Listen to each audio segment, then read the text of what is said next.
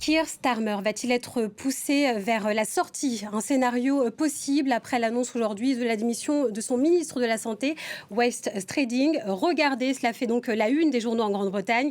Le Premier ministre britannique affronte une vague de contestation sans précédent, y compris donc au sein de son propre camp. Le ministre démissionnaire pourrait précipiter la chute de Starmer et aussi une succession dont il serait le favori chez les travaillistes. Le Premier ministre, donc Keir Starmer, est donc encore un peu plus isolé à la tête de l'exécutif britannique, avec la démission de son ministre de la Santé. La correspondance à Londres de Hervé Amouric.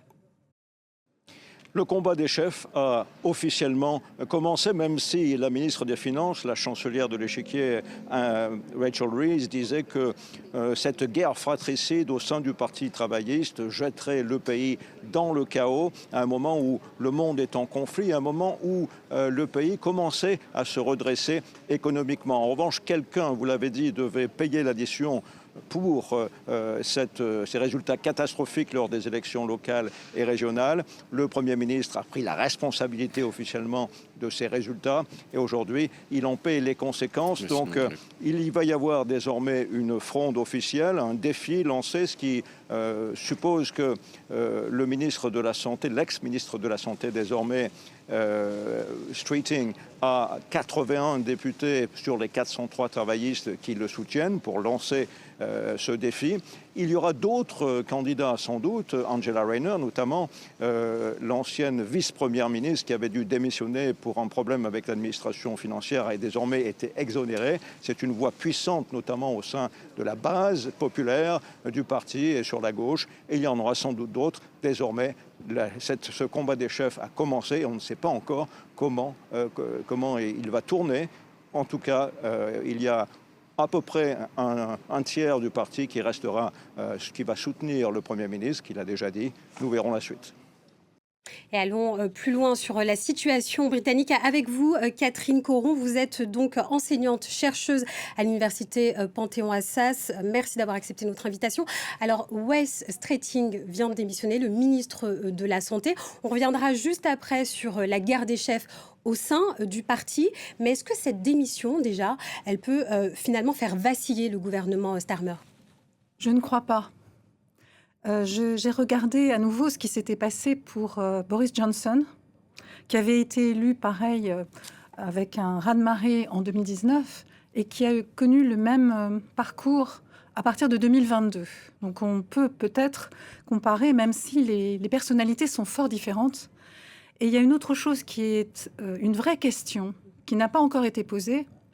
Pourquoi cette vague de démissions, de critiques, alors qu'existe dans la Constitution britannique la possibilité d'un vote de défiance pour changer. Donc c'est une vraie question parce que en réalité, ce vote de défiance, constitutionnellement, il suffit d'avoir 12% des députés, alors qu'ils ne sont pas des membres du gouvernement. C'est là où je suis d'accord avec votre guerre des chefs. On est quand même en plein dans le politique. Et la question, c'est de savoir, est-ce que cette guerre politique va aider l'économie britannique qui ne va pas bien? C'est un petit peu ces deux questions-là. Pourquoi faire un petit peu beaucoup de médias, de bruit, beaucoup de bruit pour rien, on dirait, en Grande-Bretagne, j'espère pour Keir Starmer, ou bien beaucoup de bruit pour prendre le pouvoir? C'est la grande question. Alors qu'un vote de défiance aurait été beaucoup plus logique, beaucoup plus constitutionnel et peut-être plus fair-play, puisqu'on est en Grande-Bretagne. Alors, Keir Starmer, le Premier ministre, tient la barre, reste donc à la tête du navire, même s'il tangue. Il a indiqué, je cite, qu'il reste pour éviter de plonger le pays dans le chaos. Vous indiquez, vous, d'après votre point de vue, d'après votre lecture, qu'il n'y aura pas de chute du gouvernement.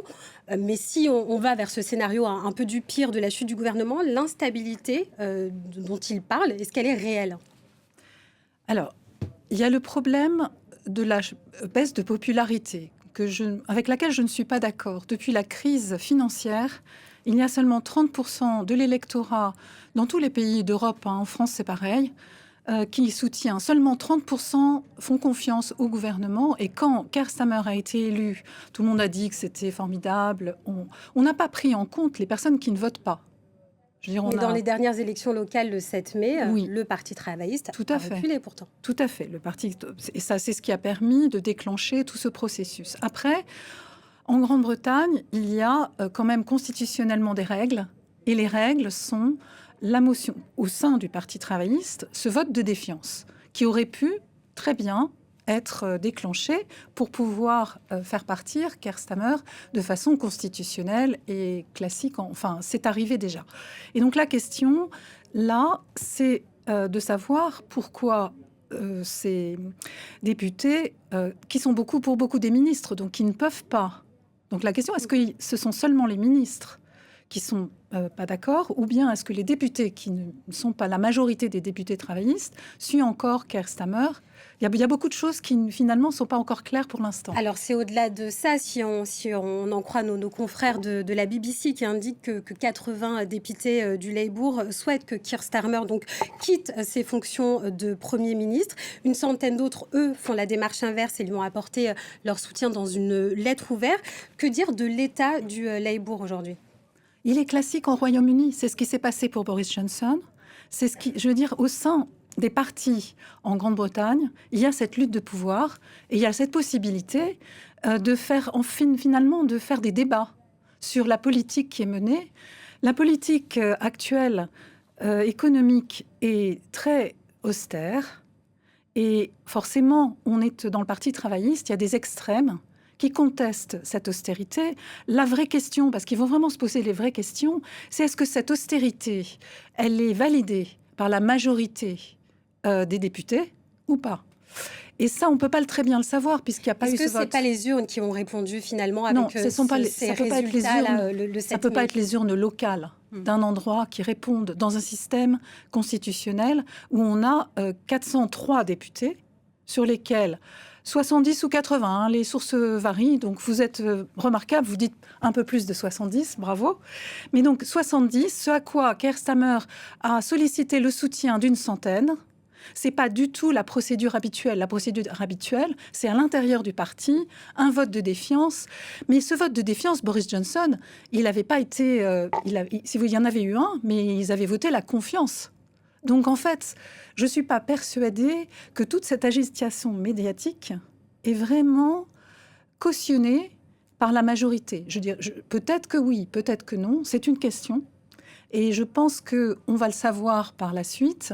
Vous savez bien, puisque vous avez parlé très justement de guerre des chefs, que ce ministre de la Santé, c'est son principal opposant, que le NHS, c'est le sujet sur lequel Keir Starmer a fait sa campagne, parce que suite au Covid, comme dans beaucoup de pays, on s'est aperçu que les systèmes de santé avaient besoin d'être renforcés et renouvelés. On parle en ce moment de beaucoup de difficultés et il faut vraiment pouvoir donner accès à tout le monde à la santé. Et donc ça, c'est une des questions. Et il faut savoir si c'est vraiment une question politique. Le souhait de Keir Starmer est de rester et constitutionnellement, il peut le faire. Tant qu'il n'y a pas ce vote de défiance. Voilà. Constitutionnellement, il peut le faire. Et effectivement, comme vous le soulignez, le Premier ministre britannique a lui-même indiqué qu'aucune procédure avait été déclenchée finalement pour qu'il soit mis de côté. On va revenir sur la démission de West Streeting. Par rapport au parti travailliste, quel est son positionnement? Est-ce qu'il a les faveurs du parti aujourd'hui? Je pense qu'il a forcément ces personnes il suit ce courant de personnes dont on peut finalement estimer qu'ils sont presque aussi nombreux que ceux qui favorisent Keir Starmer. Donc il y a un enjeu, de pouvoir actuellement, et la question est de savoir comment les autres, les 200 qui restent, ou les 100, 200, la centaine qui reste et qui va faire la majorité, va se positionner par rapport aux deux. Keir Starmer d'un côté et le ministre de la Santé de l'autre. Parce que, à mon avis, les choses ne sont pas si claires que ça. Est-ce à dire qu'on arrive dans une situation de paralysie? Non, on n'arrive pas dans une situation de paralysie parce que de toute façon, pour l'instant, constitutionnellement, il reste là tant qu'il ne démissionne pas ou tant qu'il n'y a pas de vote de défiance. Et après, eh bien, ce sera quelqu'un d'autre. Il peut gouverner seul contre tous? Pour l'instant, il va probablement changer ses ministres. Je pense qu'il y a probablement aussi des débats à l'intérieur du Parti travailliste Et puis après, soit ceux qui ne sont pas d'accord déposent cette défiance, elle est votée ou la confiance est accordée. Mais je ne vois pas dans le système britannique de réel, de quelque chose qui va dépasser le gouvernement, qui ne sera pas contrôlé. Les choses sont contrôlées par les constitutions. Et dans ce cas-là, ce n'est pas la première fois. Donc ce qui est la première fois, c'est qu'au lieu d'utiliser ce vote de défiance, on utilise les médias. Voilà. Donc, je ne sais pas dans quelle mesure comment ce sera pris par le Parti travailliste, parce que en fait, ceux qui ont le pouvoir actuellement, c'est les personnes au sein du Parti travailliste qui n'ont pas pris position pour l'un ou pour l'autre et qui sont quand même assez nombreuses. Voilà. Et lorsque vous parlez des personnes qui peuvent jouer un rôle prochain au sein du Parti travailliste, on a notamment Angela Rayner qui vient d'être blanchie de toute chose de faute, en tout cas sur ses affaires fiscales. Qui sont les visages qui pourraient incarner le Parti travailliste dans les mois, dans les années à venir? Je pense que c'est assez difficile parce que les partis au Royaume-Uni font du centre jusqu'aux extrêmes. Il y a actuellement un mouvement syndical aussi qui n'est pas d'accord avec la politique actuelle de Keir Starmer et qui justement parle énormément, se fait entendre par les médias. Et donc vous avez Ed Miliband qui est bien connu. Je crois que sachant qu'on a déjà deux personnalités qui regroupent déjà chacun un tiers des partisans travaillistes, ce sera un petit peu difficile. On ne va pas en rajouter d'autres. Il y a déjà, je crois que le discours de Keir Starmer était d'unir. Il y a besoin d'une unité. Ce royaume uni est un peu désuni, surtout au niveau du Parti travailliste. Et donc, je ne pense pas qu'ils ont vraiment intérêt à ce qu'il y ait une autre personne qui vienne en rajouter à la désunion.